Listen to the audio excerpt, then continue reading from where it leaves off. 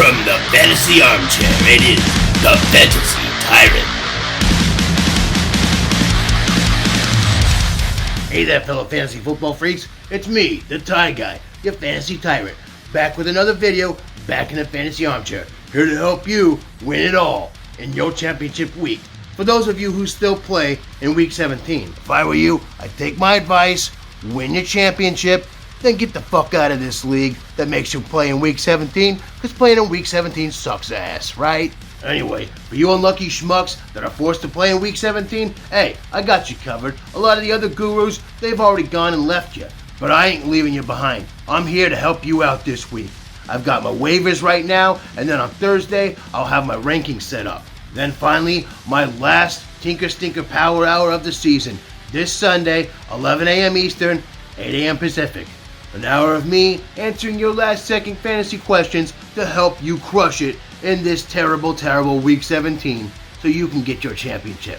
Oh, and if you like what you see, give me a like, hit subscribe real quick, no big whoop, but it sure means a lot to me, so thank you for your support. I hope you all had a happy holiday, and yeah, I know I still got the Christmas shit up, but it's like family tradition. That whole week between Christmas and New Year's is a fucking blur anyway, so what's the point in taking it all down? Fuck it. May as well keep it up till the New Year, right?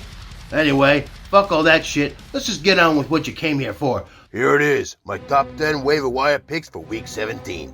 Number 10, Irv Smith Jr. The Vikings have nothing to play for and will likely rest their stud wide receivers Thielen and Jefferson. Or at least they won't be playing with their full ass. So Smith could get a lot of work this week as the Vikings brass test him out just to see what they have. If his recent production is any indication, this kid could be huge. And that includes this week against the Purring Kittens of Detroit, who give up over 8 points per game to tight ends, and just gave up 2 touchdowns to Gronk this past week. Pick him up and start him for your championship match. Number 9, Zach Pascal. Phil Rivers' newest flavor of the month has earned more playing time, and should see that this week as the Colts take on the neutered Pussycats of Jacksonville. This is a game they can win quite easily, and they won't need Pittman and Hilton to play a whole lot to do it. Enter Zach Pascal. His uptick in play, snaps, and production is no coincidence. They like this guy in Indy, and I think they want to give him some play time so he'll be ready to go for the playoffs, all while giving the studs a rest. So unless the fantasy gods decide to show up and take a solid dump at our collective faces, Pascal should be a viable wide receiver 3 or maybe even a 2 this week, so snatch him up. Number 8, Phillip Rivers. Speaking of the Colts, pretty much copy and paste what I just said here. The Jags have nothing to play for, and they're happy to have their tank for Trevor sweepstakes wrapped up. Meanwhile, the Colts need a win to ensure that they're in the playoffs and to get higher seeding. Rivers is going to need to work, and while he's not going to explode for a 30-burger, he should get 20-plus points easily this week against the Jacksonville Jagoffs. So if you've got a QB who'll be resting this week or has a bad matchup, snag Rivers and start him up. Number 7, Mitch Trubisky. What did I tell you? Pick him up for Week 14 against the Texans, sit him in Week 15 against the Vikings if you have better options available, then start him up again in Week 16 against the Jags. Now if you follow this to a T, you're likely in the championship. So my next piece of advice, start Trubisky again. The Bears have a lot to play for, trying to stay alive for the playoffs. And thanks to Trubisky, they've got a shot at home against the Packers. Nah, it won't be easy, but Green Bay has been a middling defense against QBs recently. And with so much to play for, Mitch should play well throughout the game. Or maybe he doesn't. Maybe he shits his pants instead. No fret. That just means he'll get the work done in garbage time. And as we know, Mitch is a garbage time hero. So you're covered either way. Get him and start him if you can. Number 6, Samaje Perine. Why this guy? Just take a look at what he did last week against the Texans. Holy shit. Sit down, Stash. Perine is the man now, dog. And Gio is sure to move back to his change of pace back duties this week, as the Bengals coaches want to see what they have in Perine. I thought this guy was going to take the NFL by storm when he first started out in the league, but he's been plagued by the injury bug, so that sort of derailed things. But the talent has always been there, and we're seeing that now. So take advantage and get him on your squad this week. I'd have him higher up, but the Ravens matchup isn't the best. But it isn't the worst either, as the Ravens have been middle of the pack against opposing running backs recently, so snag them up. Number 5, A.J. Dillon. With Williams out and Jones at least banged up, we'll likely see another big day for Dillon. The Packers are in the playoffs, and while seeding hasn't been decided, they're not going to just march out banged up players that they need for the playoffs. Besides, why not see what you got with a hot rookie like Dillon? And against the Bears, they'll likely have that chance. On top of that, when given the opportunity, it's been proven that A.J. Dillon is the shit. Free Aaron Jones? Yeah, free him up and let him go to another team. AJ's going to be the man there eventually, and if you start him this week, he could be the man for your championship team. Number 4, Gus Edwards. With Mark Ingram barely contributing and J.K. Dobbins dealing with a chest injury, we could see more of Gus this week. They aren't going to rush Dobbins out there if they don't need to, as he'll be much more valuable in the playoffs. The Bengals are giving up over 20 fantasy points per game to running backs, and this past week they made David Johnson look like, well, old David Johnson. He was the number 1 or number 2 running back last week, depending on your scoring format, and Edwards played well last week against the Giants, even with J.K. Dobbins getting a full workload. So time to fire up the Gus bus. Hop aboard, everyone. Alright, that was a terrible impression of a horn, but you get the point. Number 3, Michael Gallup. What an appropriate name for a cowboy, right? Gallup? May as well be Michael Giddy Up, Yippee-ki-yo-ki-yay. I knew this cowpoke was talented, but his connection with Andy Dalton has made him one heck of a pigskin wrangler.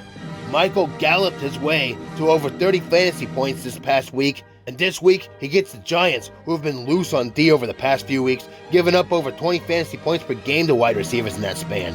I can see Gallup rustling up wide receiver 2 numbers this week, so rope him up and hog tie him to your starting lineup.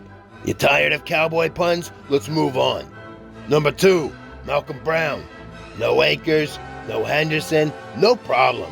Brown has shown what he can do when given the opportunity earlier this season. He scored 26 fantasy points in week 1, and we thought this would be his backfield at that point.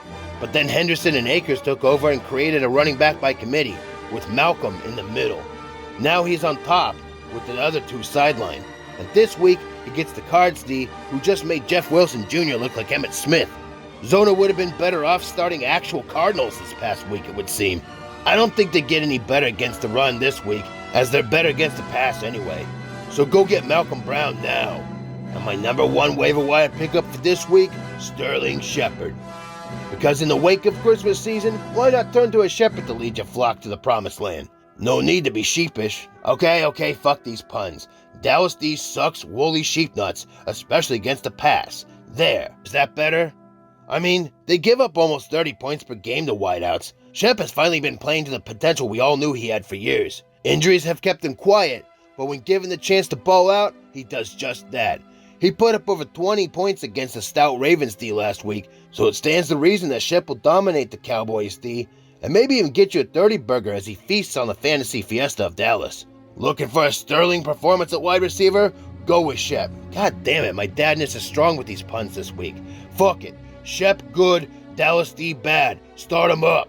That's it for the top 10, but real quick, let's go over some honorable mentions. Samaje ain't the only Pirine worth picking up this week. Take a look at LaMichael Pirine. This week, with Frank the Tank out, it looks like LaMichael Pirine's going to get a chance to showcase his talents once again. Keep an eye on that Gore injury, but I'm pretty sure he's out this week, so LaMichael Pirine may be worth a pick up. Darrell Williams might be the top running back for the Chiefs this week as they dress down and prepare and save their energy for the playoffs. They've already got everything sewn up, so there's no reason to risk putting their starters out there. The Chargers ain't stopping shit against the run, so Williams could have a good game. He could put up some decent numbers. Keep an eye on him. I mean, use him in DFS if nothing else. And finally, Jimmy Graham might have taken back the number 1 tight end position in Chicago. Cole Kmet had a good run there for a while, but for some reason they're turning back to Jimmy Graham. I don't know. The Bears have been pretty sneaky with their tight end, so this is unpredictable. That's why I couldn't put Jimmy Graham in the top 10 list. Still though, if you're desperate for a tight end, or again, if you need a good contrarian DFS tournament play, Jimmy Graham may be your guy this week. Now you want some defenses to stream this week? I got you covered. The Bucs play the Falcons this week. End of analysis. Good night, everyone. Just kidding. But really, what more do I need to say? The Falcons are banged up, Matty Ice doesn't have Julio Jones, and when Matty Ice doesn't have Julio, he's about as effective as eating prunes to combat diarrhea. So take advantage of the hot, shitty mess that's about to come out of Atlanta and start the Bucs D. The Cards have been putting up points as a defense lately, and I think they have another opportunity to do so this week against the Rams.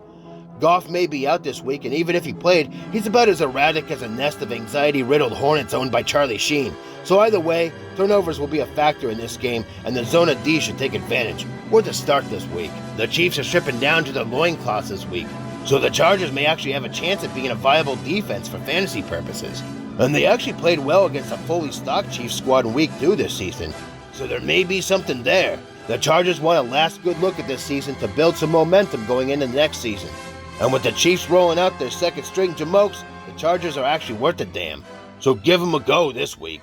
That's it for the Waiver Wire Show. I hope that helps. If so, give me a like and subscribe. Help me out as I help you out. Also, hit me up on Twitter and Facebook. More information in the description there. And if you want more one-on-one help and to have your own personal guru in your pocket during your championship week, check me out on Patreon. Down there in the description, you'll find the link. Anyway, go get those waiver claims in. Good luck this week. And I'll see you on New Year's Eve with my ranking show. All right? Until then, I'm out. Peace.